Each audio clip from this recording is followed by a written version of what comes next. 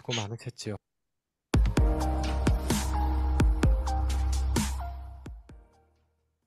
사랑하는 교회 여러분, 반갑습니다.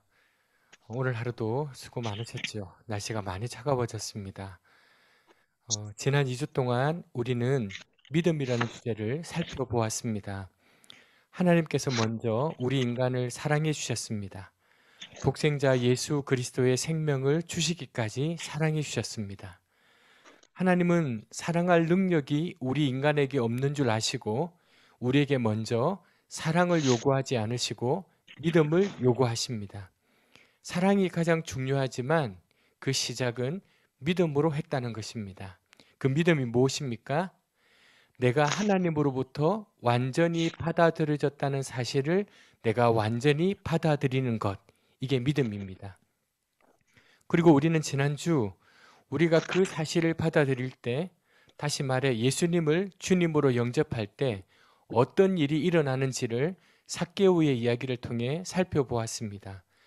삭개오의 이야기는 구원이 미래의 어느 때가 아니라 예수님을 주님으로 영접하는 그 순간 일어난다는 것을 알려주었습니다. 영접하는 그 순간 우리는 하나님께 속한 사람이 되는 것입니다. 정리하면 믿음은 반드시 소속의 변화로 이어지는데 내 마음에 예수님을 영접하는 것, 완전히 받아들이는 것이 믿음이라면 바로 그 순간 하나님이 나를 영접하는 것이 소속의 변화입니다. 그리고 믿음이란 예수님을 주님으로 영접하여 예수님의 주 되심을 인정하며 살아가겠다는 고백, 바로 그것을 믿음이라고 한다는 것을 지난주에 살펴보았습니다. 그렇다면 오늘은 이 믿음에 관한 마지막 시간으로 예수님을 영접하는 순간 이루어지는 그 구원은 무엇인가에 대해서 살펴보도록 하겠습니다. 구원이란 무엇인가라는 물음에 많은 사람들이 예수 믿고 죽어서 천당 가는 것이라 라고 대답을 합니다. 틀린 말은 아니지만 충분한 말은 아닙니다.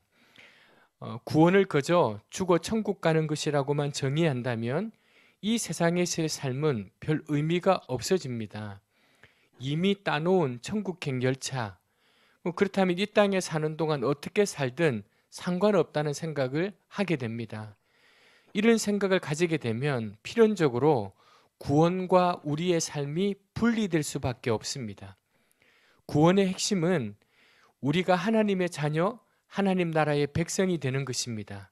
다시 말해서 하나님 나라의 백성으로서 이 땅 가운데서 그리스도의 주 되심을 인정하며 하나님의 뜻 가운데 하나님이 책임져 주시는 삶을 살아가는 것입니다. 이미 하나님의 백성이 되었고 그 하나님은 신실한 분이시기 때문에 우리를 영원히 책임지신다는 믿음을 가지게 됩니다. 물론 이 믿음 안에는 죽으면 천국 가는 것이 당연히 포함됩니다. 사도 바울은 누구보다도 이 땅의 삶이 끝나면 주님 품에 안길 것을 확신하며 이렇게 고백했습니다.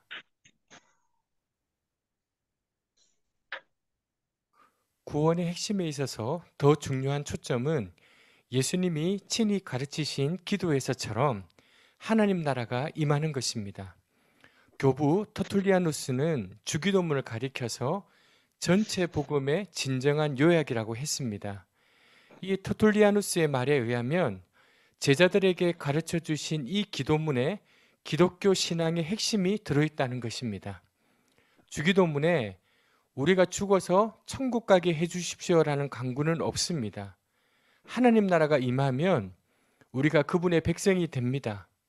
살아가는 동안에는 하나님과 동행하고 죽으면 하나님의 품에 안길 것입니다. 예수 믿고 죽어서 천국 간다는 말은 맞습니다. 이 부분도 구원을 설명하는 데 있어서 대단히 중요합니다. 그러나 복음의 핵심은 하나님 나라가 임하는 것입니다. 자유로부터의 도피, 사랑의 기술이라는 책을 쓴 정신분석학자 에리 프롬의 대표작 가운데 우리가 잘 아는 소유냐 존재냐는 책이 있습니다. 산업시대 이래로 경제력이 눈부시게 성장했지만 그 성장이 약속했던 행복은 더욱 멀어져 갔습니다. 프롬은 기술의 진보가 결국 인간의 퇴보를 가져온 현실을 지적하면서 인간 정신의 근본적 변화를 요구합니다. 인간의 존재는 소유에 의해 판단되는 것이 아니다. 그 존재 자체로 존중받고 소중하게 여겨져야 한다. 인간의 존엄성이 그 무엇보다도 우선되어야 한다. 존재가 소유보다 선행한다 등을 주장했습니다.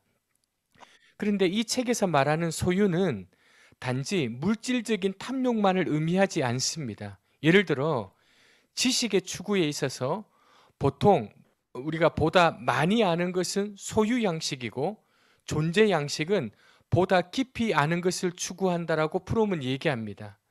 그는 종교 생활 또한 이 소유 양식의 하나로 전락할 수 있다고 비판합니다. 그런데 이 소유 양식에서 존재 양식으로의 삶을 전환하기란 쉽지 않습니다. 사실 대부분의 철학과 사상과 종교가 존재의 중요성을 주장합니다. 인격을 수양하거나 돌을 닦는 목적은 존재의 변화입니다. 내 존재를 잘 갈고 닦으면 도를 알게 되거나 스스로 자유를 누리거나 실의 사랑을 받을 것이라는 등 구체적인 표현은 다르지만 방향은 같습니다. 소유보다 존재가 중요하다는 이 지혜는 성경도 지지하는 바입니다. 그러나 성경에서는 더 깊은 질문을 합니다. 바로 존재냐 관계냐입니다. 영국 성공회의 주교인 로암 윌리엄스, 요즘 우리 한국에 이분의 책이 많이 번역되어 나오는데요. 이분이 지은 책 중에 인간이 된다는 것이라는 책이 있습니다. 이 책에서 이렇게 얘기합니다. 나를 한 인격으로 만들어주는 것은 내가 다른 곳이 아니라 바로 여기에 있고 내 주변에 다른 관계가 아니라 이 관계 속에 있고 이 부모의 자녀이고 이 자녀들의 부모이고 X의 친구이고 Y의 별로 친하지 않은 친구라는 어마어마한 사실입니다. 나는 관계의 그물망 중앙에 선들이 교차하는 지점에 서 있습니다. 우리가 사람들이나 개인에게 인격적 존엄이나 가치를 부여하는 이유는 우리 모두가 관계를 맺는 가운데 다른 사람의 실존 안에서 현존하거나 의미를 갖는다고 인식하기 때문입니다. 조금 어려운 얘기 같지요? 한번 들어보세요. 여러분, 우리 인간이 존엄하다는 사실을 무엇을 근거로 말할 수 있을까요? 우리 현대인은 기능적 사고에 오염되어 있기 때문에 이 인간의 존엄을 실감하기가 사실 쉽지 않습니다. 만약에 어떤 사람이 죽으면 그 죽을 때 나오는 보상금도 그가 살아서 일할 경우에 벌어들일 수입의 근거에서 산출됩니다. 여러분, 이러한 관행은 인간의 가치에 대한 우리의 생각에 영향을 끼치게 되어 있습니다. 그러나 만일 우리가 누군가에 대해서 야, 너무 그러지 마. 그 사람도 그 부모에게는 귀한 자식이야 라고 말할 때 우리는 누군가의 사랑을 받는다는 사실이 그 사람의 존엄을 결정하는 중요한 잣대라는 인식을 드러냅니다. 누군가의 사랑을 받고 누군가를 사랑하고 있는 내가 없으면 보고 싶어하고 내가 힘들면 아파하는 이들이 있는 나이기에 우리는 자신을 존중하며 살 수 있습니다. 한 영혼을 천하보다 귀하게 여기시는 하나님을 바로 알 때 우리는 우리 옆에 있는 동료 인간들을 어떻게 대해야 하는지를 배울 수 있습니다. 내가 하나님의 사랑을 받는 존재라는 인식은 삶의 자세를 근본적으로 바꾸어 놓습니다. 그렇다면 여러분, 우리 인간은 존재가 먼저일까요? 관계가 먼저일까요? 우리는 태어나서 아무것도 모르다가 서서히 관계에 대하여 의식하기 시작합니다. 그렇다 보니 마치 존재에서 관계로 향하는 것처럼 보입니다. 그러나 아기가 엄마의 태안에 있을 때 가장 초기에 수정란 상태일 때가 있고 그 이전에 엄마와 아빠가 있습니다. 그리고 그 아기가 태어나기를 기대하는 할머니와 삼촌들도 있습니다. 또한 이 아이가 태어나 교회에 처음 오면 기도해주고 유아 세례를 베풀어줄 목사도 있습니다. 그 아이가 태어났다고 축복해주는 교우들이 있습니다. 인간은 이 사랑의 관계 속에서 태어나고 자랍니다. 시편의 기자는 내 형질이 이루어지기 전에 주의 눈이 보셨으며 나를 위하여 정한 날이 하루도 되기 전에 주의 책에 다 기록이 되었나이다 라고 말합니다. 여기에 형질이 이루어지기 전은 우리 인간의 육체적 존재가 시작되기 전을 말합니다. 하나님은 예레미야에게 내가 너를 모태에 짓기 전에 너를 알았다라고 말씀하셨고요. 바울은 창세전에 그리스도 안에서 우리를 택하사라고 말을 합니다. 우리의 육체가 존재하기도 전에 하나님이 우리를 먼저 아시고 선택하셨습니다. 다시 말해 관계가 먼저이고 그 안에서 존재가 생겨납니다. 변화의 순서도 마찬가지입니다. 성경이 말하는 인간의 변화는 관계가 먼저 변하고 이어서 존재가 변하는 것입니다. 우리가 잘 알고 있는 로마서의 바로 이 말씀처럼 죄인의 상태인 우리, 의로워지지 않았고 의롭게 되려는 마음조차 없는 우리를 위해서 하나님이 그리스도를 내어 주셨습니다. 하나님이 먼저 우리를 사랑하셨습니다. 독생자 예수 그리스도를 내어 주시기까지 파격적인 사랑을 베푸셨습니다. 그러한 맥락에서 보면 하나님의 사랑은 관계의 모험입니다. 사실 모든 사랑은 모험입니다. 부모는 자식을 먼저 사랑하고 더 많이 사랑하고 더 나중까지 사랑합니다. 사랑한다는 이유 때문에 억울한 일도 당하고 업신여김을 받기도 합니다. 남녀 간의 사랑도 마찬가지입니다. 사랑의 마음을 내비치는 것은 언제나 거절당할 위험을 안고 있습니다. 누군가에게 사랑을 고백했는데 거절당하는 마음.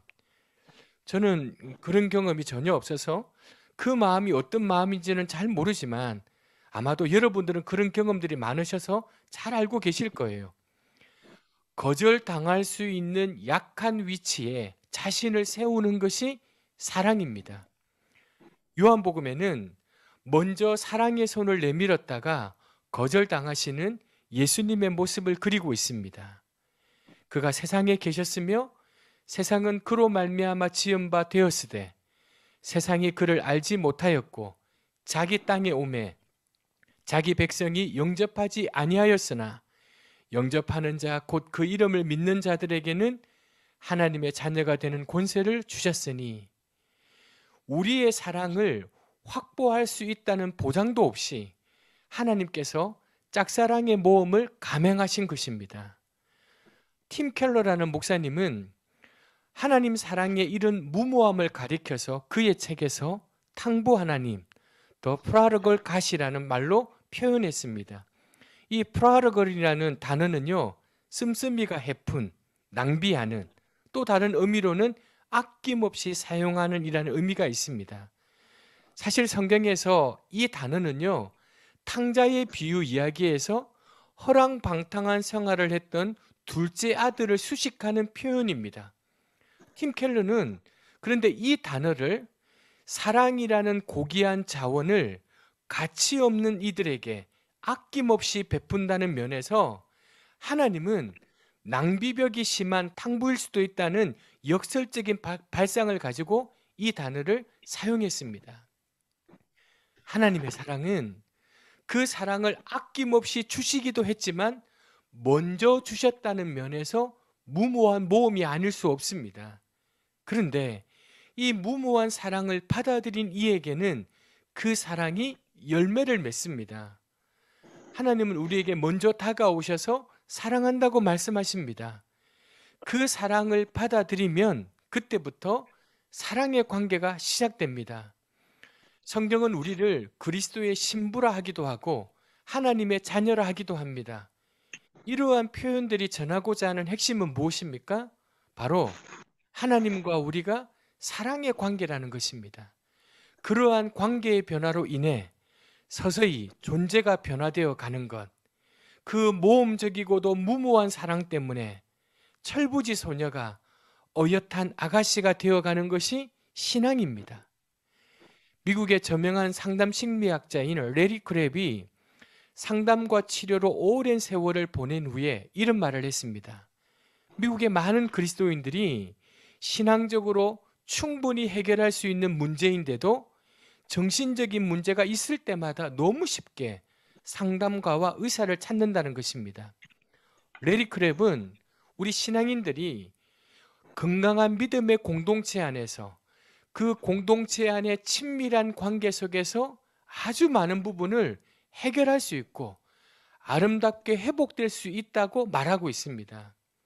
물론 전문적인 상담가의 상담을 받아야 할 때가 있습니다.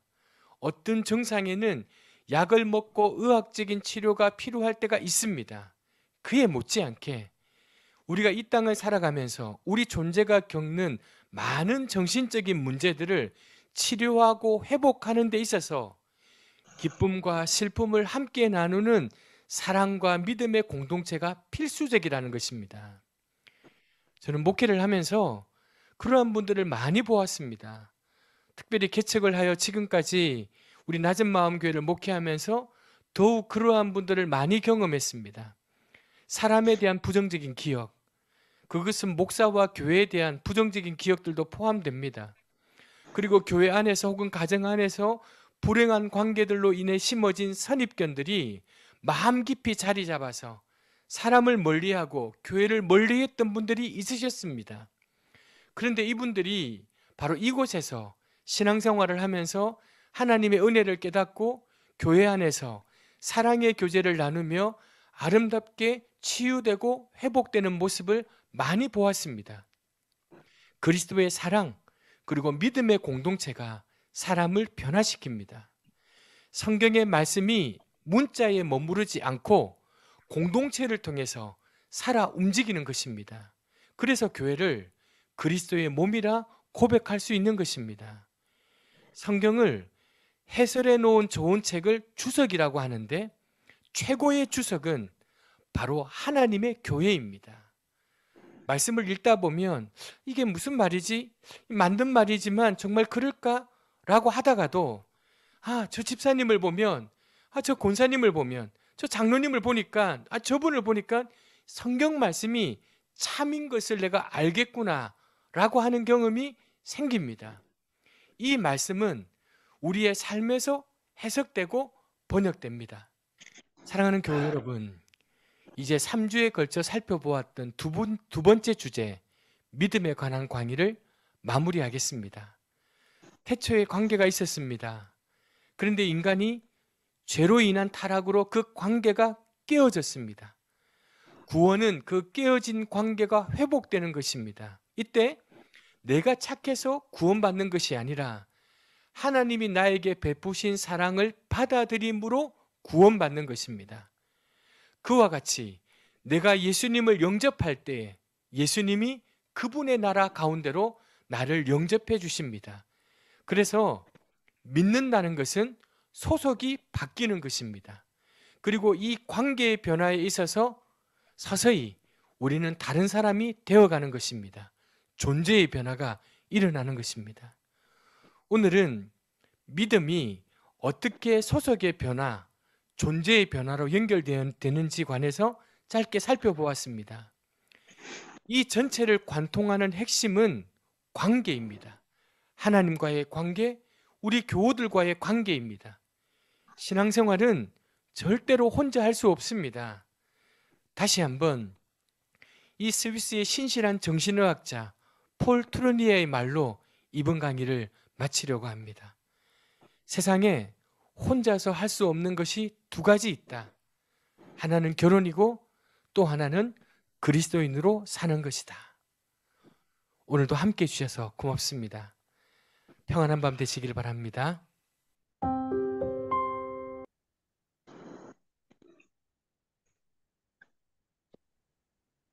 예, 아유, 그동안에 또 몇 분 들어오셨네요.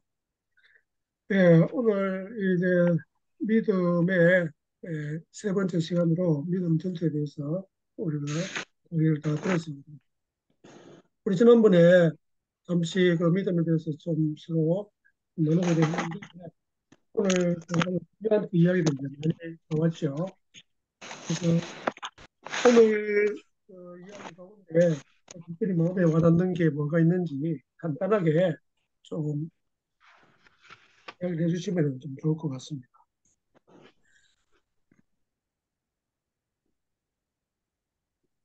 그러면 제가 이제 자원 안 하면 제가 일단 진행하겠습니다. 우리 포에마님, 예, 오늘 강의에서 제 마음속에 제일 크게 와닿는 거는 복음의 핵심이 무엇인가에 대한 이야기였는데, 음, 복음의 핵심이 하나님의 나라가 임한다는 거죠.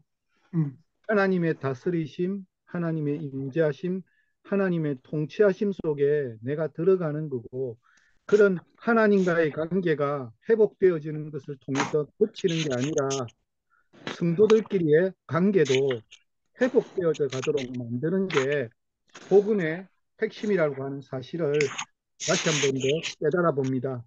예, 아주 중요한 이야기 하셨는데요.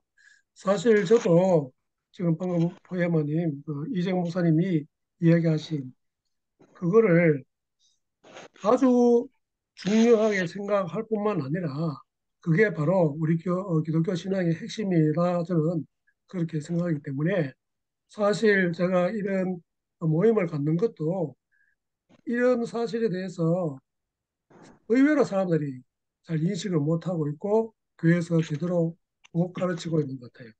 그야말로 여기 다 나왔지만 집에서 천국 간다 이것도 아니고 천당 간다 이런 식으로 많이 이야기를 하는데 그 말 한마디에서 아주 기독교를 많이 왜곡하고 있다. 저는 이제 그래 보거든요. 그러니까 지금 우리가 여기에서 이제 관계를 이야기하고 믿음을 이야기하고 그다음에 또 구원에 대한 이런 이야기 하잖아요.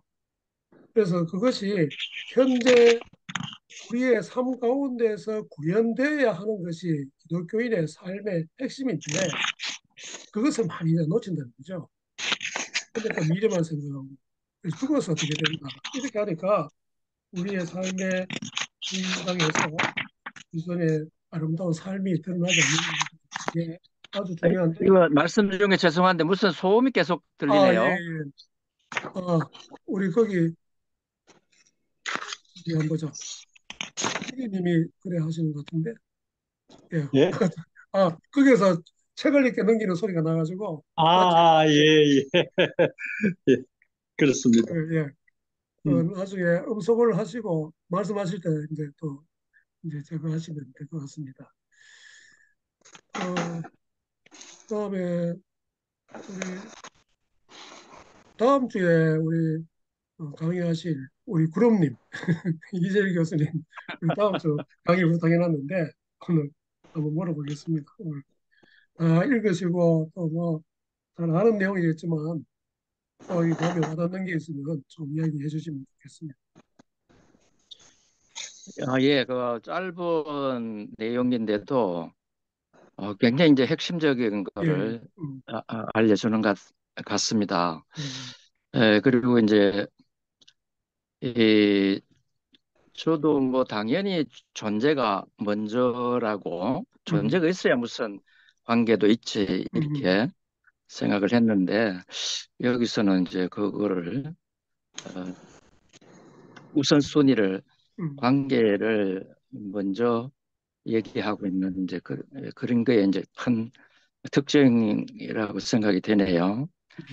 예, 그리고 우리가 이제 관계가 먼저 변하고 존재가 변할 수 있다. 그런데 이제 그 관계의 변화는 또 믿음에서 음, 시작이 된다. 그런 얘기를 하고 있네요. 그러니까 이제 우리가 이 책의 첫 번째 장이 예, 관계였는데 예, 그거랑 또 연결이 예, 되는 것 같습니다. 그러니까 예, 이제 관계를 믿음으로 또 새로운 관계가 형성이 되고 거기서 존재가 변화된다. 예, 조금 전에 말씀이 있었습니다만은 정말 이 책의 큰 특징이 이 하나님과의 관계뿐 아니라 성도들과의 관계를 굉장히 중시하는 음, 그런 또 특징이 있어서 그 관계까지 변해야 이게 이제 진정한 구원이고 또 믿음이다. 그런 아주 어떻게 보면 아는 것 같지만은 실제로 또 잘 모르고 있었던 그런 내용들을 알려줘서 굉장히 참 소중한 그런 내용이고 또 도움이 많이 되는 그런 책이라고 생각이 됩니다. 예. 예, 감사합니다. 사실, 예. 예. 사실 이 책을 읽어보시면 진짜 그 많은 내용을 갖다가 쪼리고 쪼려가지고 그야말로 엑기스만 이렇게 담아놓은 것 같아요. 그러니까 사실 제가 볼 때 한 챕터를 책 한 권으로 써도 될 만한 그런 내용들이 이제 다 들어있거든요. 특히 이제 믿음이 여기서 이제 중요한데, 그래서 여기서 아주 중요한 이야기를 많이 하고 있지만, 제가 지금 이제 고민하고 있는 게, 우리가 여기서 진도 그대로 이거 지나고 이제 순서대로 나가나, 아니면은 믿음에 대해서 제가 따로 좀 준비를 해가지고 좀 더 깊이 있게 조금 더 공부를 하나, 지금 고민하고 있는데, 일단 우리가 다 하고 난 다음에 믿음에 대해서 다시 한번 좀 이렇게 점검해 보면서 더 깊이 조금 이게 공부를 해보면 좋겠다. 일단은 그래 좀 생각을 하고 있습니다. 그래서 여기 이제 그 구원과 또 연결해서 또 이야기를 하기 때문에 우리가 구원도 이제 마지막에 구원받는다. 이제 이런 식으로 말 생각하는데 이미 우리가 이제 구원받은 자로서 살아가야 되는 그런 삶에 대한 우리가 이제 생각, 그런 의식이 많이 좀 부족하지 않는가 하는 그런 좀 생각을 해보게 됩니다. 예, 우리 굿모닝님은 어떻게 생각, 좀 어떤 느낌이 들었습니까? 네, 오늘도 정말 핵심적인 이야기를 들은 것 같아요. 믿음은 구원이나 믿음은 관계에서 오는데 특별히 마지막에 폴 트리니의 두 가지 할 수 없는 게 결혼 생활하고 이렇게 그리스도인을 사는 게 혼자 안 된다 하는 것들을 관계를 통해서 이루어진다는 그런 게 와닿는데 근데 저도 이제 이 결혼 생활도 보면 결혼만 했다 해서 그게 결혼 생활이 유지되는 게 아니고 계속적으로 이렇게 부딪히는 것들을 계속 이렇게 관계를 통해서 이렇게 회복하고 또 그렇게 하는 회복하는 과정이 있고 그렇지 않고 더 이렇게 역기능적으로 더 안 되지는 것 있는 것처럼 우리 믿음도 그런 것 같아요. 믿음도 이런 관계를 계속적으로 하나님과의 관계, 다른 사람과의 관계를 계속적으로 이렇게 어, 회복하는 것, 그 관계를 더 깊이 하는 것, 이런 것이 믿음이 아닌가 오늘 다시 한번 하면서 제 자신을 돌아보면서 정말 그리스도인으로 산다는 것들은 정말 훈련이 필요하고 또 내 자신이 날마다 깨어서 그런 회복해야 되겠다 이런 생각이 드는 오늘 좋은 강의였습니다. 네.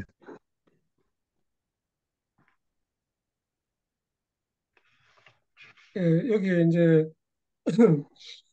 짧은 거 안에 이제 많은 저 이야기를 했는데 방금 우리 이제 굿모닝님, 우리 정은을 장로님도 이야기하시는 가운데 이제 그 결혼 생활 그걸 가지고 이제 비유적으로 이야기하셨는데 이제 좋은 이야기죠. 그러니까 이게 우리가 가지는 그 신앙은 이제 관계가 너무 중요하기 때문에 그 관계라는 것은 딱 이렇게 고정되어 있는 게 아니잖아요. 그게 계속해서 상황에 따라서 변하게 된다는 거죠. 그러니까 관계가 깊을 때도 있고 그렇지 않을 때도 있고 가까울 때도 있고 멀게 느껴질 때도 있고 뭐 이렇듯이 그러니까 믿음하고 그게 다 연관되기 때문에 믿음이라고 하는 자체가 어떤 다 고정된 어떤 그런 개념이 아니라 역동적인 그런 개념이고 쉽게 또 달리 이야기하면은 동사 개념이다 이렇게 이야기를 하죠. 그러니까 그거를 우리가 이제 내가 이미 뭐 다 소유를 했으니까 끝났다. 이게 결코 아니고 계속해서 믿음은 역동적으로 활동할 뿐만 아니라 그것이 자라가기도 하고 해가는 그래서 이 관계, 그다음에 믿음, 구원 뭐 이런 게 또 구원이라는 것은 또 영생이란 말과도 이제 또 연관이 되기 때문에 우리가 영생도 내가 죽어서 영생을 영원히 산다? 그 영생의 말도 영원히 산다는 그런 개념은 아니거든요. 하나님의 생명이 바로 영생이고 예수 그리스도를 아는 것이 영생이다. 예수님 분명히 이야기하셨기 때문에 우리의 현재 삶 속에서 그 영생의 삶을 누리며 살아가야 된다는 것이 기독교에서 가르치는 아주 중요한 개념인데 그런 게 너무너무 중요하면서도 의외로 그것이 사람들한테 잘 알려지지 않고 잘 가르침을 받지 못하는 어떤 그런 내용이다. 저는 그렇게 생각을 하거든요. 그래서 우리가 이 부분은 앞으로 공부하면서 이 본질적인 것이기 때문에 조금 더 다른 차원에서 또 다른 차원에서 이렇게 또 공부하고 접근하고 그렇게 해서 우리의 또 신앙이 더 성숙하고 더 깊어지기를 또 바랍니다. 우리 정직이님, 김구실 우리 네, 주사 오늘 강의 들으시고 어떤 느낌이 들었는지 어떤 또 깨달음이 있었는지. 네. 오늘 말씀 중에서 우리가, 어, 이 믿음에 관해서 우리가 지금 배우고 있는 이 책에서의 지적인 이런 믿음과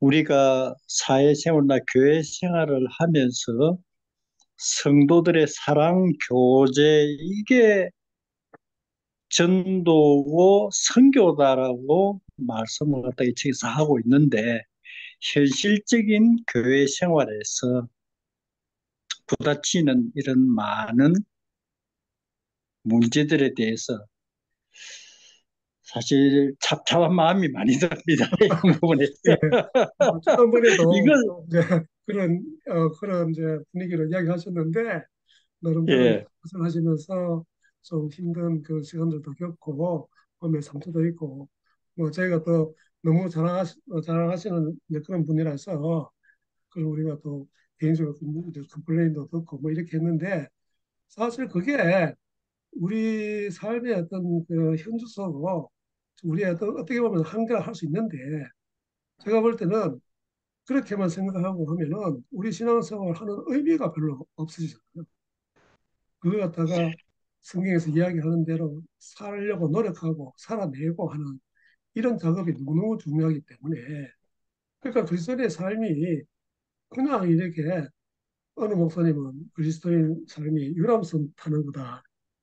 제가 절대 아니다. 그런 생각 못 된다. 우리는 전투함, 전함을 지금 타고 있는 거지 절대 그런 게 아니다. 이제 뭐 그건 너무 하면은 또 강조해서는 안 되겠죠.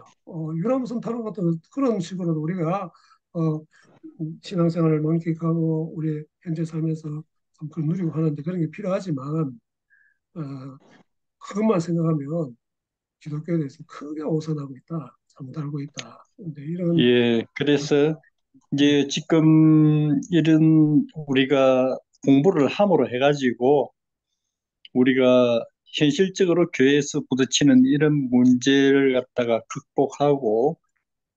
극복하기 위해서 많은 기도와 그쪽서 해가지고 또 책을 읽고 있습니다만은, 그래서 이 한계를 갖다가 어떻게 뛰어넘어야 되나. 아까 목사님이 처음에 이야기하실 때에 이 믿음에 대해서 좀 더 우리가 내가 준비를 해서 하는 게 어떻겠나 생각한다 했는데, 그 문제에 대해서 좀 더 우리가 이 토론하고 좀 더 그 문제에 대해서 허심탄회하게 이야기해 보는 게 많은 도움이 안 될까 싶은 생각이 듭니다. 예.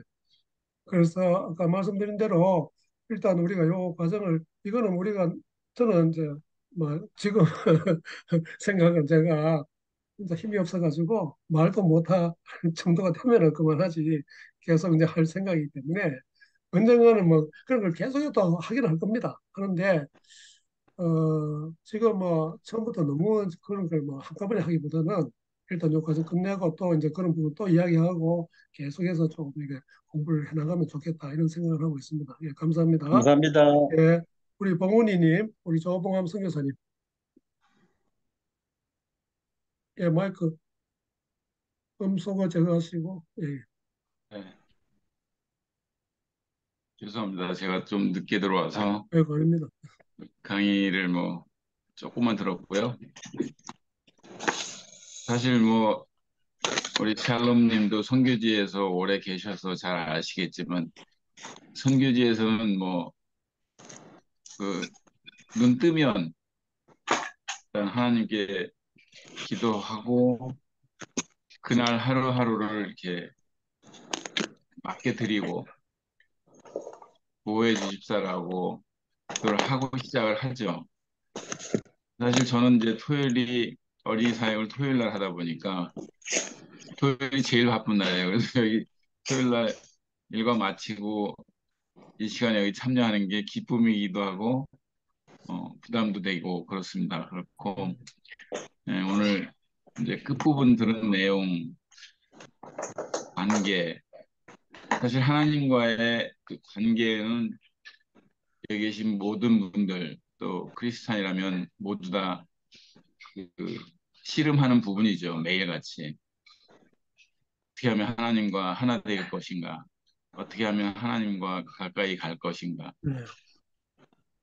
그런 씨름들을 많이 하는데 결국은 그 씨름이 깨지는 거는 그런 수직적인 관계에서 깨지는 게 아니라 수평적인 아까 어느 분 말씀하신 것처럼 수평적인 교제 관계에서 깨지지 않나 저는 이렇게 봅니다.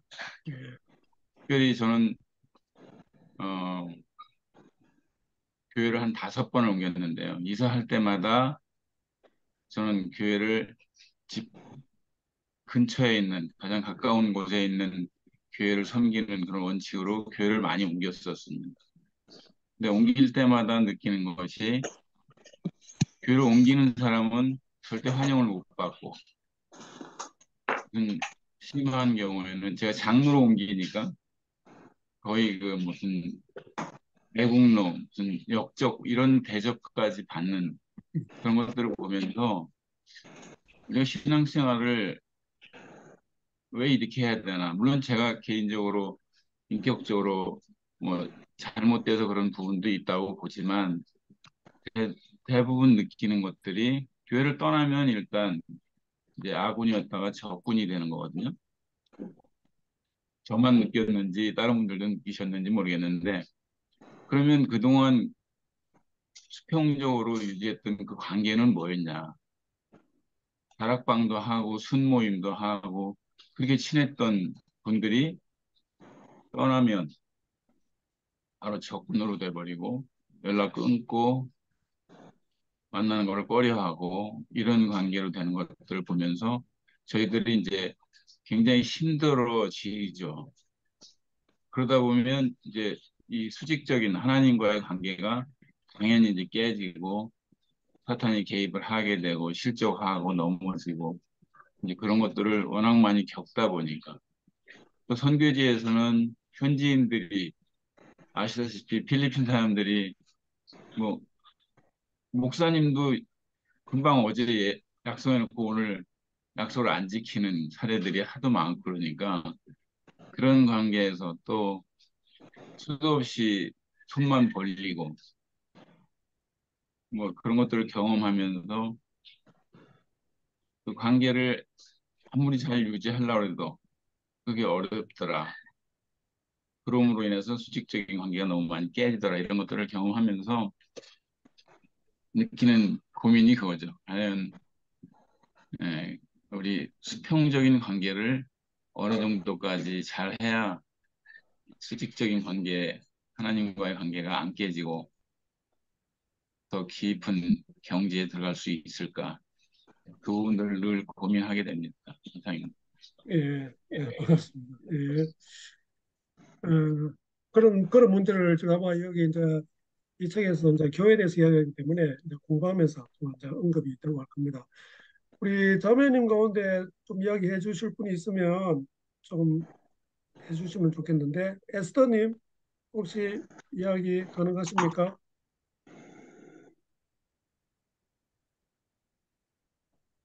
조금 힘든 모양입니다.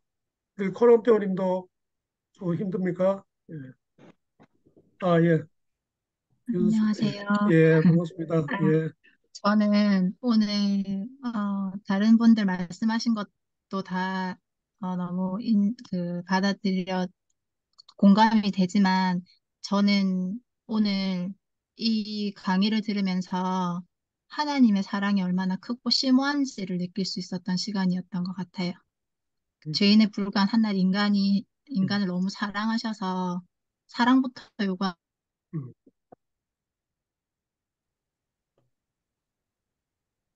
인터넷이 조금 불안정한 모양인데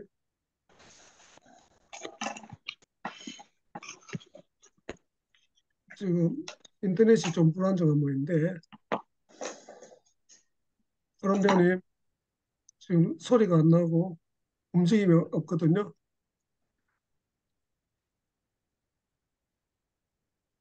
아마 인터넷이 아마 불안정해서 이제 그런 것 같은데요. 좀 어쩔 수 없네요. 네. 그러면 우리 정의서 어,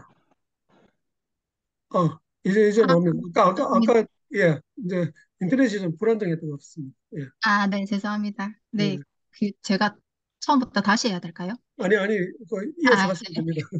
네, 오늘은 진짜 하나님의 사랑이 얼마나 심오한지를 느낄 수 있는 강의였던 것 같습니다. 예, 감사합니다. 예. 그래서 처음에 이제 어, 이 박영호 목사님도 그 사랑을 먼저 이야기하면서 우리는 그렇게 할 수 없기 때문에 이제 믿음을 이제 이야기하고 이렇게 이제 이끌어갔잖아요. 그러면 참 이게 좀 새로운 좀, 접근이죠. 예. 우리 에스더님 가능하십니까? 안 되면은 우리 엘리야 정희선 선생님은요? 힘듭니까? 예, 그러면 일단 요 믿음 나머지 부분에 대해서는 요거로 이제 마치기로 하고요. 계속해서 이 부분은 여러 방향에서 또 다양하게 뭐 이야기 될 거라고 생각합니다. 그러면은 어, 이제 화면 공유해서 우리 한번 공부해 보겠습니다.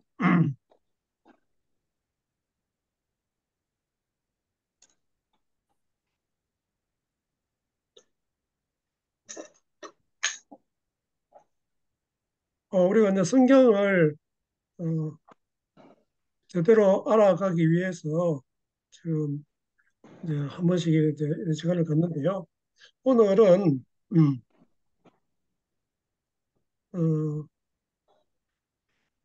요한복음에 나오는 시간에 대해 가지고 세 번째 시간을 가지겠습니다.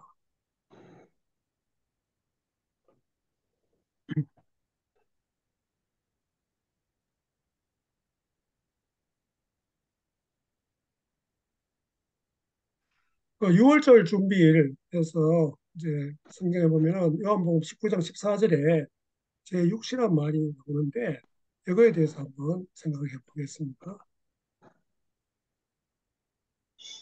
요한복음 19장 13절 14절에 보면 이런 말이 나오죠. 빌라도가 이 말을 듣고 예수를 끌고 나가서 돌을 깐 들에 있는 재판석에 앉아 있더라. 이날은 6월절의 준비일이요. 때는 제6시라. 빌라도가 유대인들에게 이르되 보라 너희 왕이로다. 자, 여기 보면은 6월절의 준비일이라고 나와 있는데 이것은 이제 유대인들 원력으로 보면 이제 아비벌 우리나라 이제 양력으로 보면 이제 3, 4월 정도 해당되는데 그 15일 금요일 이제 이야기입니다. 그러면 6월절에 준비일이 돼 있으니까 6월절 양을 잡는 날 그래서 아비벌 14일 넣어서 목요일처럼 이제 보이죠. 그런데 현대 많은 학자들은 6월절 양을 잡는 날 예수님이 돌아가셨다는 것을 강조하기 위해서 요한이 일부러 예수님이 목요일에 돌아가신 것으로 기록했다고 주장함으로써 이 문제를 해결하려고 합니다. 그런데 요한복음이 역사적인 책이 아니라 신학적인 책이어서 역사적인 기록에 무게를 두지 않는다고 생각하는 거죠. 이런 이유로 요한복음이 역사적으로 정확하지 않다고 보고 있습니다. 요한복음 저자는 바로 이날에 예수님이 돌아가신 것으로 묘사해서 의도적으로 예수님이 유월절 어린 양이라는 것을 강조하는 것처럼 보입니다. 요복음에 따르면 예수님은 유월절 전날 유월절 만찬 전에 재판을 받고 죽으신 것입니다. 그러나 그렇게 되면 요한복음서에는 예수님이 금요일에 돌아가셨는데 요한복음에서는 예수님이 목요일에 돌아가신 것이 됩니다. 다른 복음서들은 예수님과 제자들이 유월절 만찬을 먹고 다음 날 십자가에 달린 것으로 묘사하기 때문이죠. 근데 여기에 이제 파스카의 해석에 주목할 필요가 있는데요. 헬라어 파스카는 유월절, 이제 파스카인데 이 유월절을 뜻할 수도 있고 혹은 유월절 주간을 뜻할 수도 있습니다. 그렇다면 유월절의 준비일은 유월절 주간에 안식일을 준비하는 날로 해석하는 것이 적절하다고 이제 봐야 되는 것이겠죠. 그러면 이 준비일에 해당하는 헬라어 파라스큐의 의미를 제대로 이제 파악하는 것도 필요한데요. 이 파라스큐에는 준비이라는 뜻도 가지지만 금요일이라는 뜻도 있습니다. 현대 헬라어에서도 이 단어는 금요일을 의미하고 있습니다. 요한복음 19장 42절에 파라스큐에가 금요일로 사용된 것을 통해 알 수 있습니다. 영어 성경 NIV는 요한복음 19장 14절을 유월절 주간의 준비일이라고 번역하고 42절을 이날은 준비일이고 다음 날은 특별한 안식일이라고 이렇게 번역하고 있습니다. 그래서 준비일이 금요일인 것은 분명하다고 볼 수 있는 거죠. 그래서 마태복음 15장 42절 역시 이날은 준비일 곧 안식일 전날이라고 해서 준비일이 금요일임을 알려주고 있습니다. 그러면 예수님이 공간복음이나 요한복음에서 금요일에 돌아가신 것이 되는 거죠. 그래서 이 본문의 저 육신은 며칠을 의미하는가 우리 이미 이제 다 공부를 했죠. 그리고 본문의 언급한 제 육신을 당시 로마식의 시간으로 보면 오전 6시에 해당되는 겁니다. 본문의 전후 문맥이 예수님의 고난을 설명하고 있고 십자가의 체험이 밤에 이루어질 수 없기 때문이죠. 그래서 본문의 시간이 오전 6시쯤이라고 추측할 수 있는 근거는 이제 다음과 같다. 이거는 뭐 우리가 이미 잘 알고 있지만 이게 이제 요한복음에서 이야기하는 그 시간대를 생각하면서 이제 이것을 좀 이야기하고 있는데요. 요한복음 18장 27절에 베드로가 세 번째 예수님을 모른다고 부인했을 때 곧달이 울었다는 상황은 새벽 시간을 암시하고 있습니다. 그러면 안나스에 의해서 진행되어진 예수님에 대한 신문과 베드로가 예수님을 모른다고 부인한 것은 새벽 3시에서 5시 사이에 끝이 난 것으로 볼 수 있는 거죠. 안나스가 이렇게 밤을 새워가면서 예수님을 신문한 이유는 임박군 유월절 때문이었습니다. 그러면 결국 예수님에 대한 안나스의 신문은 밤을 새워 진행된 것으로 이해할 수 있고 곧바로 이른 아침에 예수님을 빌라도에 넘겨준 것입니다. 그래서 다시 이야기하면 요한복음 18장 28절에 언급된 새벽은 이런 시간을 의미하고 이것은 로마인들이 밤에 마지막 시기를 구분한 것으로 새벽 3시에서 6시 사이를 의미하는 겁니다. 그러면 빌라도가 예수님을 신문한 것은 이런 아침 시간이었고 이 신문이 진행된 후 결국 예수님을 재판하게 되었을 때 빌라도는 재판석에 앉아서 예수님을 최종적으로 판결하기 위해 그가 십자가 형벌을 받도록 합니다. 빌라도가 예수님을 신문하고 재판한 시간이 이런 아침 시간이 된 것은 유대인의 요청에 의한 것이죠. 그들은 다가올 유월절 때문에 시간이 매우 급했습니다. 예수님이 최종 십자가 형벌에 재판받은 시간을 언급하면서 제6시라고 했는데 이런 상황을 보려면 그것은 오전 6시쯤 되는 것이죠. 그래서 본문의 제6시를 오전 6시로 해석할 때 마가복음 15장 25절에 언급하고 있는 제3시와 조화를 이룹니다. 마가복음에서 제3시는 유대인의 시간을 의미하기 때문에 오늘날 시간을 보면 오전 9시쯤이죠. 예수님에 대한 안나스의 신문이 밤을 새워가면서 진행되었고 이렇게 밤을 새워가며 신문한 이유는 임박한 유월절 때문이었습니다.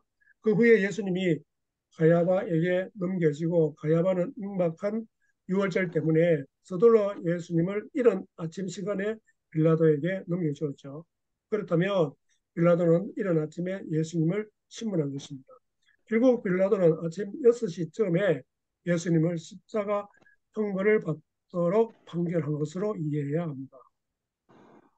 그 시간이 오전 6시쯤이라면 예수님이 십자가에 매달리기 전까지 십자가를 짊어지고 걸어서 사형 장소까지 가는 시간과 그 길을 가면서 예수님께서 여러 조롱과 모욕을 당하신 시간이 3시간 정도 걸렸을 것이라 추측할 수 있겠죠.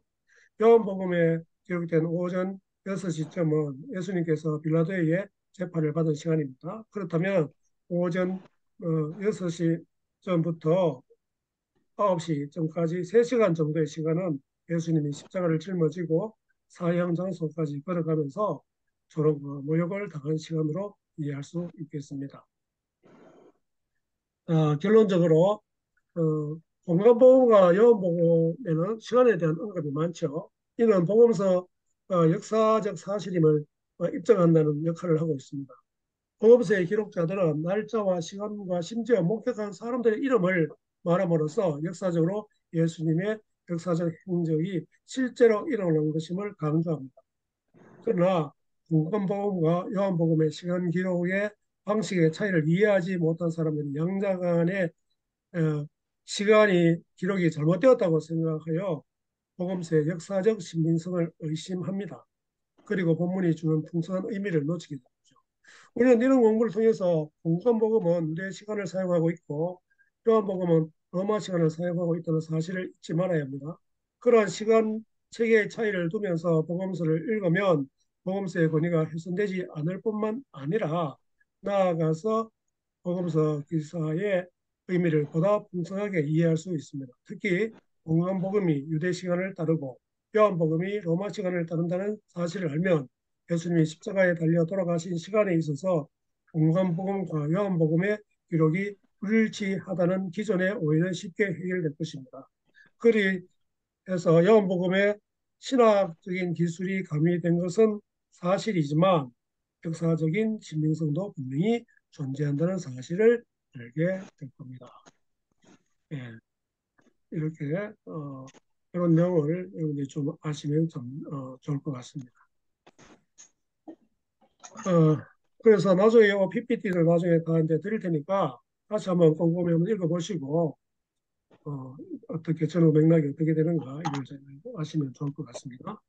그 다음에 마지막으로 지금 우리가 매일 성경 읽기 지금 묵상하고 있죠. 오늘 8장 이제 부분을 했는데 읽기가 생각보다 쉽지 않아요. 그리고 우리가 또 오해하는 또 잘못 해석하는 이런 부분들도 있고 또 번역이 잘못돼가지고 우리가 잘못 알고 있는 이런 부분도 있어가지고 오늘은 그 가운데 이제 하나를 일단 좀 이야기할 건데 그 전에 여기 어떤 전체적인 흐름이 어떻게 되는가 어떤 구조가 어떻게 되는가 이런 것도 잠시 한번 살펴보도록 하겠습니다.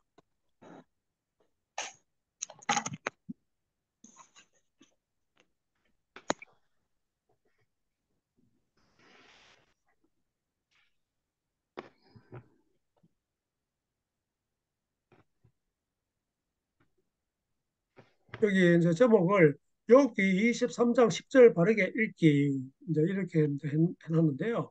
그 전에 먼저 어, 구조가 어떻게 되는가 이걸 한번 보겠습니다. 이제 뭐 한 네 개로 이렇게 이제 볼 수가 있는데요. 첫 번째 서문이 1, 2장이고요. 그 다음에 중간에 이제 탄식시가 이제 3장인데 이게 전환점 역할을 하고 그 다음에 두 번째가 논쟁입니다. 4장에서 27장까지고요. 그래서 이 3차에 걸쳐서 논쟁이 일어나고 있는데 1차 논쟁은 4장에서 14장 그래서 엘리바스 욥, 빌닷 욥, 소발 욥 이렇게 나오죠. 2차 논쟁은 5장에서 21장 엘리바스 욥, 빌닷 욥, 소발 욥 똑같죠. 그 다음에 3차 논쟁은 22장에서 27장인데 엘리바스 욥, 빌닷 욥, 앞에 따르면 소발이 나와야 되는데 소발은 나오지 않고 바로 이제 요업이 계속해서 이야기를 합니다. 그 다음에 이제 28장은 하나의 전환점이 되는 이제 지혜시가 나오고요. 그 다음에 이제 강론이라고 나오는데 이게 29장에서 42장 6절까지입니다. 요업이 이제 먼저 이야기를 하죠. 29장에서 31장까지. 그 다음에 엘리우 32장에서 37장까지. 그 다음에 하나님이 나와서 마지막에 38장 1절에서 42장 6절이 나오는데 여기 보면 이제 그 1차 강론과 요업의 응답 38장 1절에서 40장 5절까지. 그 다음 2차 강론과 요업의 응답 40장 6절에서 42장 6절까지. 그 다음에 마지막 이제 결말이 이제 42장 7절에서 17절. 그래서 판결이 나오고 그다음에 해옥이 나오는 이런 구조로 되어 있습니다. 그래서 그거 이제 읽으실 때 구조가 어떻다는 걸 일단 이제 조금 염두에 두시고 여기 지금 어디 좀 이야기가 되고 있는가 이런 걸 좀 잘 알고 보시면 좀 좋습니다. 그리고 이게 누가 한 이야기인지 이런 것도 참 중요하고요. 그런데 우리가 욥기를 읽을 때 그 욥이 어떤 사람인가 하는 것을 먼저 알아야 되는데 그에 대해서 우리가 분명하게 알지 못하면은 자꾸 이제 오해하는 부분이 많이 생기게 됩니다. 그런데 여기 보면 창세기 욥기 1장 1절에 보니까 우스 땅에 욥이라 불리는 사람이 있었는데 그 사람은 온전하고 정직하여 하나님을 경외하며 악에서 떠난 자더라. 이렇게 딱 이제 첫 마디에 이제 이야기가 나오죠. 이 선의 저자가. 그 다음에 1장 8절에 자, 여호와께서 사탄에게 이르시되 내가 내 종 욥을 주의하여 보았느냐. 그와 같이 온전하고 정직하여 하나님을 경외하며 악에서 떠난 자는 세상에 없느니라. 또 2장 3절에도 거의 똑같이 이야기하고 있죠. 여호와께서 사탄에게 이르시되 내가 내 종 욥을 주의하여 보았느냐. 그와 같이 온전하고 정직하여 하나님을 경외하며 악에서 떠난 자가 세상에 없느니라. 1장 8절하고 똑같죠. 내가 나를 충동하여 까닭없이 그를 치게 하였어도 그가 여전히 자기의 온전함을 굳게 지켰느니라. 이렇게 나옵니다. 그런데 우리가 욥기를 묵상하면서 나름대로 이제 참고 수요도 보시면 알겠지만 이게 이제 어, 사탄이 이제 이야기하는 거, 이제 그것도 사탄이 이제 어, 욥의 세 친구를 통해서 또 이야기하는데 이런 부분하고 하나님이 이야기하시는 거하고 이제 욥이 이야기하는 거 완전히 이제 차이가 나는 것을 알 수 있는데, 근데 사탄이 뭐라고 이야기합니까? 그렇게 얘기하니까 1장 9절에서 11절을 보니까 사탄이 여호와께 대답하여 이르되 욥이 어찌 까닭없이 하나님을 경외하리까? 주께서 그와 그의 집과 그의 모든 소유물을 울타리로 두신 때문이 아니니까. 주께서 그의 손으로 하는 바를 복되게 하사 그의 소유물이 땅에 넘치게 하셨음입니다. 주께서 주의 손을 펴서 그의 모든 소유물을 치소서 그리하시면 틀림없이 주를 향하여 복하지 않겠나이까. 그러니까 이제 사탄이 이야기하는 거는 욥이 그렇게 하는 거는 까닭이 있기 때문이다 하는데 그 이야기를 지금 하고 있잖아요. 그런데 이제 하나님은 그게 아니다. 그렇게 이제 이야기하는 겁니다. 네, 그러니까 욥이 무슨 뭐 잘못했다든지 이런 식으로 우리가 오해를 하면 곤란하다는 거죠. 그런데 그러면 우리가 욥기 23장 10절 우리 나중에 이제 묵상하면 나오겠는데요. 여러분들이 잘 아는 말씀입니다. 개역 한글에 보면 나의 가는 길을 오직 그가 아시나니 그가 나를 단련하신 후에는 내가 정금같이 나오리라. 개역 개정도 거의 비슷하죠. 그러나 내가 가는 길을 그가 아시나니 그가 나를 단련하신 후에는 내가 순금같이 되어 나오리라.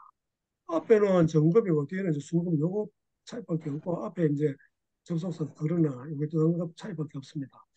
그런데 쉬운 성경도 보니까 그러나 그분은 내가 가는 길을 아시지 그분이 나를 시험하신 후에는 내가 정금같이 되겠지.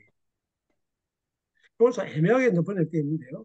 그런데 표준 세번역을 보면 하나님은 내가 발 한 번 옮기는 것을 다 알고 계실 터이니 이제 표준 세번역은 조금 이제 의역하고 좀 풀어서 이제 번역하고 있는데요. 나를 시험해 보시면 내게 흠이 없다는 것을 아실 수 있으련만 요 지금 요 23장 10절이 이야기하고자 하는 것은 바로 표준 세번역에서 번역은 요 내용이에요. 또 저기 보면 공동 번역도 그랬습니다. 비슷하게. 그런데도 그는 나의 발걸음을 낱낱이 아시나니 털고 또 털어도 나는 순금처럼 깨끗하리라. 이게 완전히 다르죠. NIV 이거 뭐냐 많이 쓰고 있는 NIV도 보면 But he knows the way that I take. When he has tested and he will comfort as gold. 그가 내가 이제 가는 길, 내가 취하는 그 길을 이제 안다는 거죠. 그가 나를 테스트 해보면 이제 여기 테스트라고 했죠. 테스트 해보니까 내가 금같이 나오더라. 그러니까 뭐 흠이 없다는 거죠. 자, NASB도 이건 거의 직역을 하다시피 한 이제 그 성경인데 여기도 거의 비슷합니다. But he knows the way I take when he has tried me. 여기는 tried를 썼습니다. 앞에는 이제 테스트 있는데 I shall comfort as gold. 나를 여기 이제 앞에는 테스트 이제 시험해 본다. 그다음에 try 이것도 뭐 비슷한 뜻이죠. 한번 테스트 해보는 거예요.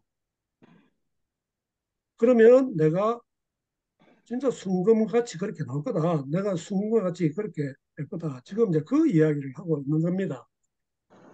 자, 그런데 우리가 많이 이제 그전에 개혁 한글이나 지금 이제 개혁 개정이나 이거는 어떻게 됐습니까?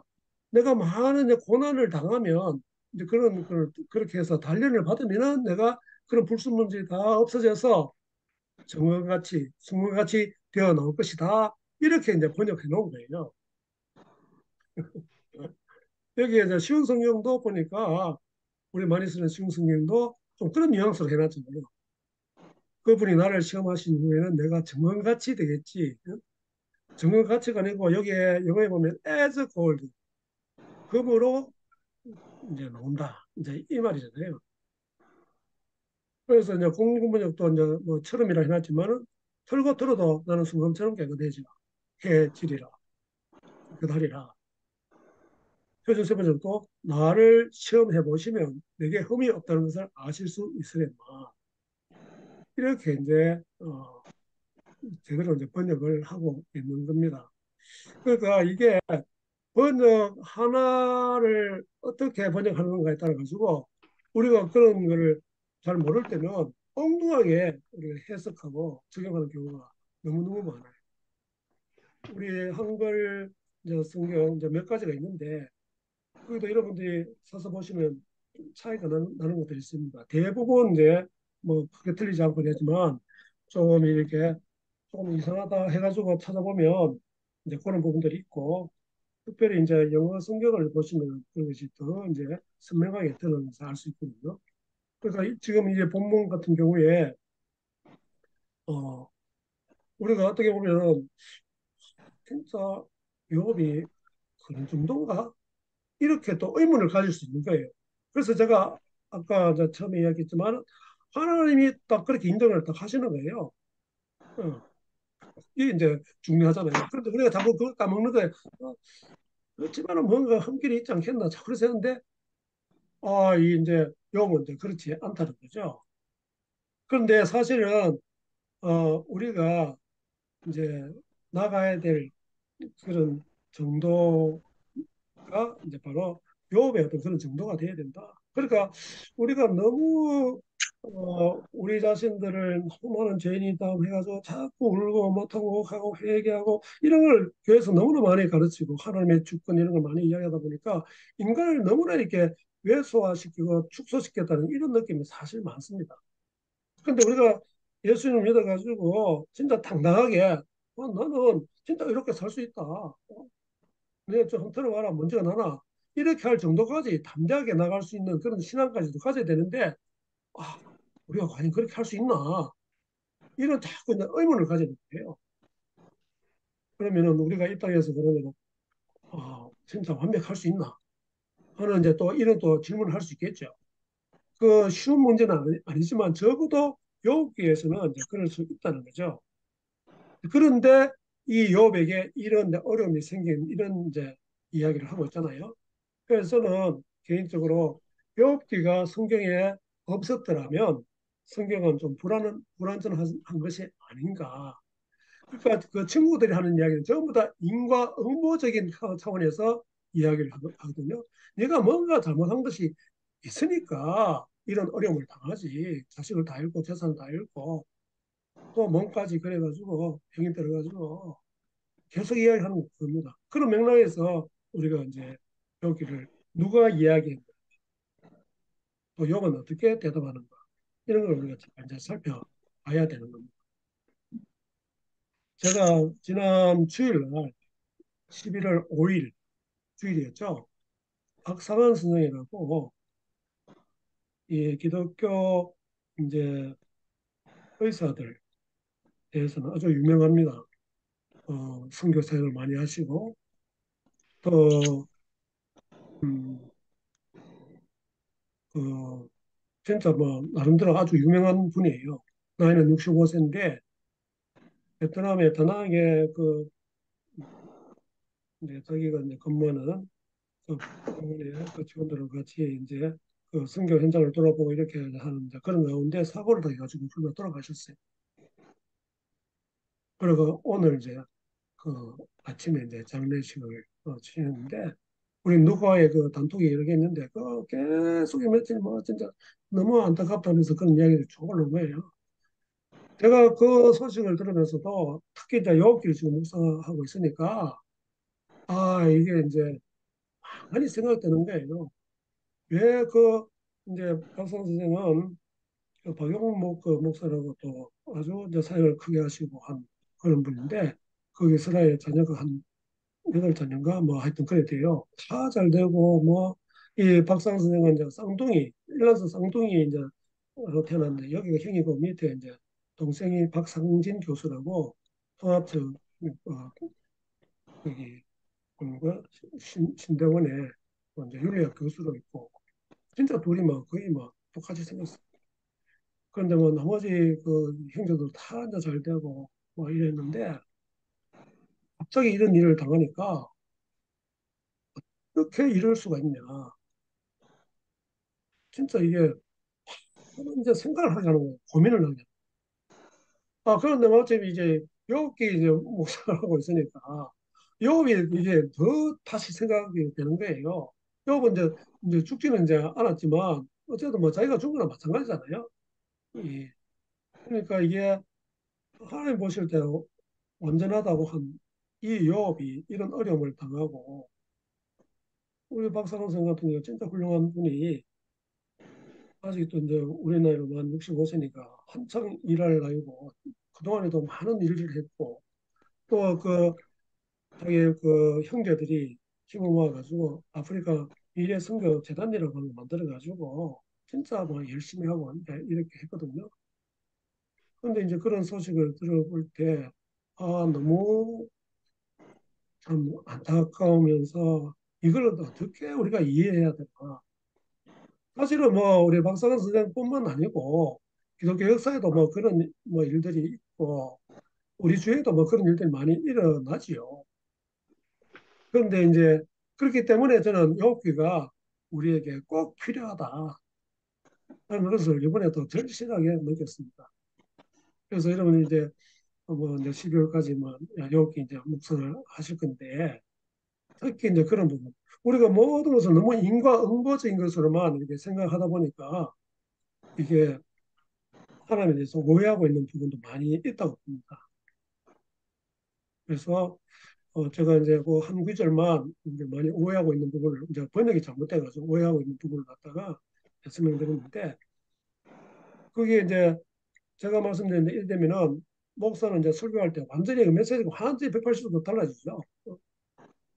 우리가 뭐 부족하고 뭐 연약하고 하는 그런만 너무 이제 강조했는데 물론 그렇게 이제 강조를 해야 되지만 또 한편으로는 우리는 또 당당하게 진짜 하나님이 의롭다고 하신 그 의인으로 살아갈 수 있다고 하는 그런 믿음 그게 우리에게 필요한 것이고 하나님은 그런 걸 원하신다고 저는 봅니다. 그래서 이번에 이제 욥기를 좀 더 그런 각도에서 묵상하시고 또 여러분들 삶 가운데 적용해 보시면은 이제 과거의 욥기를 묵상하실 때하고 좀 더 다르지 않겠나 하는 그런 또 생각을 해보게 됩니다. 그리고 이제 또 많이 이제 잘 알고 있는 그 말씀 가운데 뭐가 있습니까? 그게 오늘 본문에 나오죠. 오늘 본문에 보면 8장 몇 절입니까? 8장 7절에 보면 내 시작은 미약하였으나 내 나중은 심히 창대하리라. 이거 보면 이제 크리스찬들 개업한 데 가면 보통 이런 액자가 많이 스물다하고 그런 하잖아요. 근데 우리가 이거를 함부로 쓸 수 있는 그런 말일까? 거기 보면 이거 누가 한 이야기입니까? 빌닷이 이제 첫 번째 이거 하고 있는 이야기거든요. 그 빌닷이 이야기하는 거 아니면 친구들이 이야기한 것이 다 틀렸다 이런 이야기는 또 아닙니다. 단지 모든 것을 인과응보적으로 이제 해석을 하고 이제 하다 보니 근데 여기도 이제 아마 이런 말이 생략되는 것 같아요. 내가 만약에 회개를 하면 그러니까 칼로 치고 내 시작은 미약하였으나 내 나중은 심히 창대하리라. 이런 식으로 좀 이렇게 생각해 볼 수도 있는데 이것을 아무데나 이렇게 쓰면 안 된다는 거죠. 어떤 이게 문맥 속에서 어떤 상황 속에서 이 말씀을 했는가, 이 말씀이 주어졌는가 이것을 잘 생각해 봐야 됩니다. 그러니까 앞으로 이제 제가 그런 부분도 하나하나 이제 좀 이렇게 말씀드릴 텐데 우리가 성경을 해석할 때 제일 중요한 것이 바로 문맥입니다. 문맥, 컨텍스트. 이게 어떤 문맥 속에서 이 말씀을 하고 있는가, 하나님 말씀하는가, 또 그 하나님의 백성이 이렇게 응답하는가, 그걸 잘 알아야 돼요. 그런데 우리는 자꾸 이제 성구 암송해가지고 이게 한 구절 혹은 뭐 몇 구절만 딱 떼가지고 그걸 암기하고 또 이해하다 보니까 성경을 좀 본의 아니게 오해를 하고 이제 오역하는 이제 그런 경우가 많다 하는 것을 좀 이게 강조해 말씀드리고 싶습니다. 그래서 오늘 특별히 이제 또 욥기 우리가 이제 묵상하고 있기 때문에 제가 이제 아주 잘 아는 이제 박 선생이 좀 갑자기 이제 세상을 이제 떠나다 보니까 더 이제 욥기를 또 생각하면서 하나님에 더 생각하고 좀 더 신앙이 내가 가지고 있는 신앙이 좀 더 하나님을 깊이 알아가는 그런 신앙 가운데 그런 것도 좀 이렇게 이해가 되고 수긍이 될 수 있는 그런 믿음까지 가면 좋겠다 이런 좀 생각을 많이 했습니다. 혹시 제가 말씀드린 가운데 조금 더 보태고 싶은 그런 이야기가 있으면 좀 이야기해 주시고.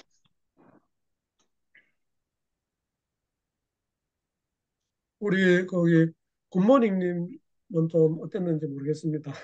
우리 누가의 멤버로서.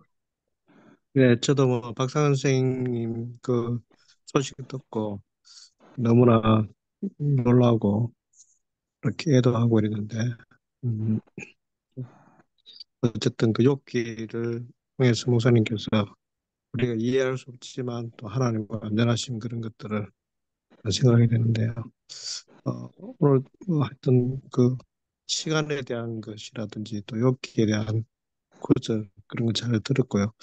제가 좀 의문나는 것은 이 욥기가 굉장히 성경의 부분에서 이 난해한 그런 성경이라 그러는데 이 그럼 욥기의 주제가 욥기가 있는 하나님 말씀하시는 것들이 뭔지 좀 사실은 궁금하거든요.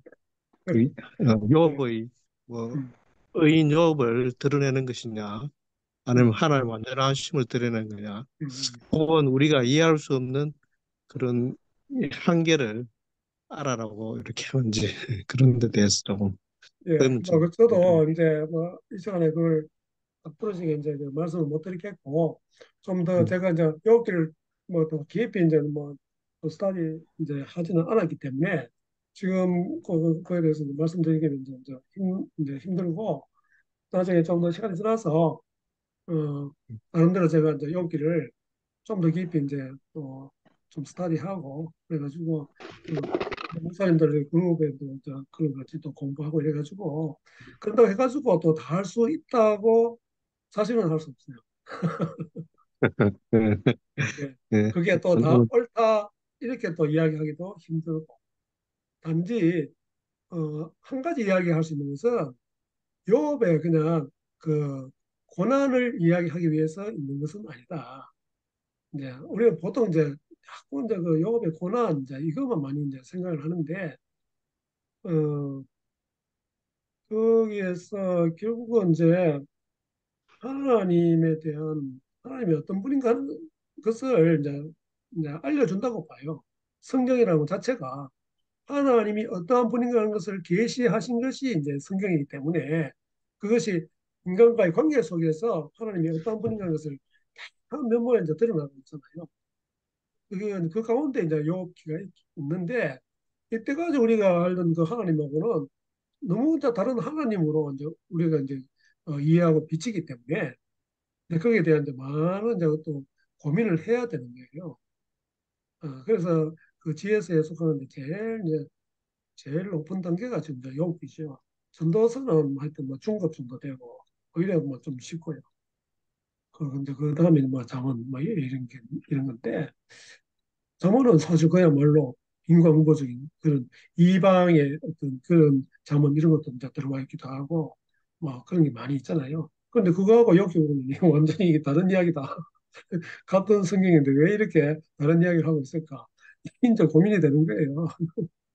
그 신학이 결코 쉬운 것도 아니고 또 하나님을 알아가는 것 자체가 우리가 신앙인데 그 자체가 결코 쉽지 않은 것 같아요. 내가 어느 정도 단계가 됐다 하면은 또 다른 또 단계가 보이고 다른 세상이 보이고 자꾸 이제 이렇게 되잖아요.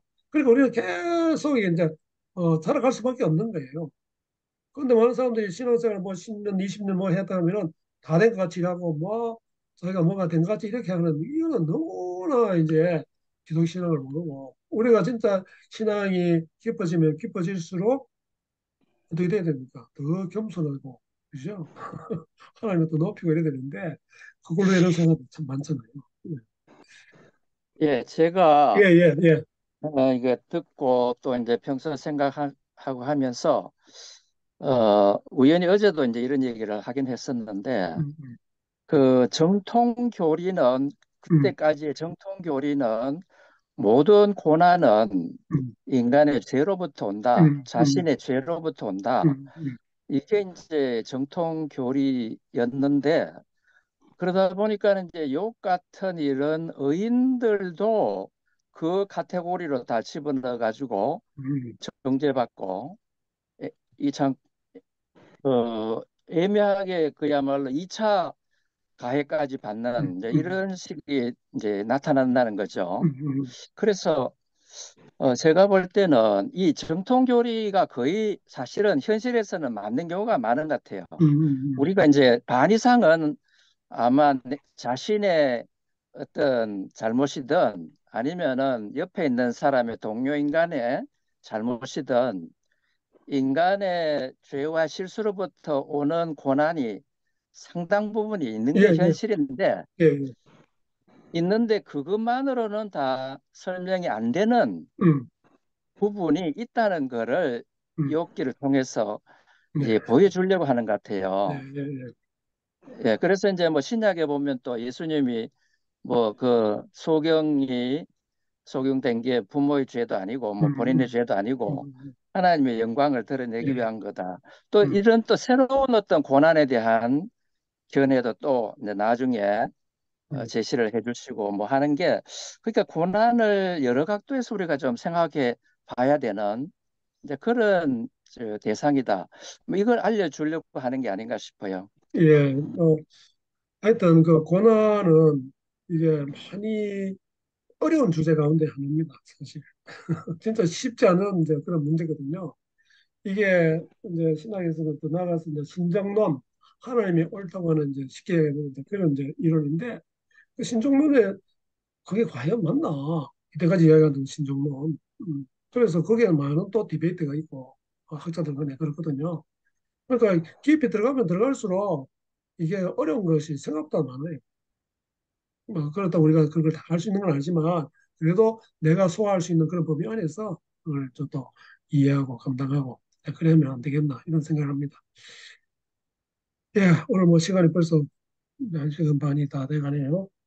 자, 그러면 오늘은 누가 좀 기대해 주실까? 목사님 좀 기대해 주세요. 이제 목사님. 좋으신 하나님, 감사합니다.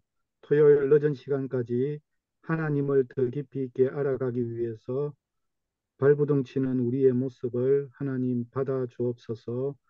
하나님을 알아가면 알아갈수록 더 겸손하게 하시고 하나님의 뜻을 발견하면 발견할수록 더욱더 순종하며 나아가는 귀하고 복된 우리의 삶이 되어줄 수 있도록 인도하여 주옵소서.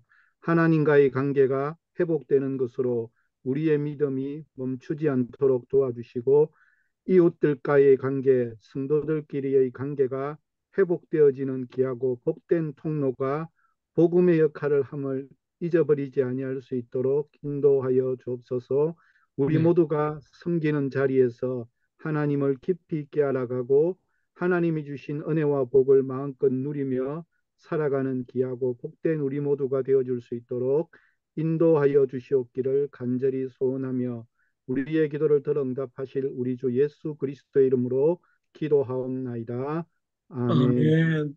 아까 초대에 말씀드렸지만 우리 이재 교수님 다음 주에 성경에 나오는 그 희년 있죠. 그거에 대해서 이제 강의를 해주시는데 경제학 우리 이제 박사님이시니까 또 신실한 또 믿음을 가지고 계셔서 우리한테 많은 유익이 되는 그런 강의가 될 줄 믿습니다.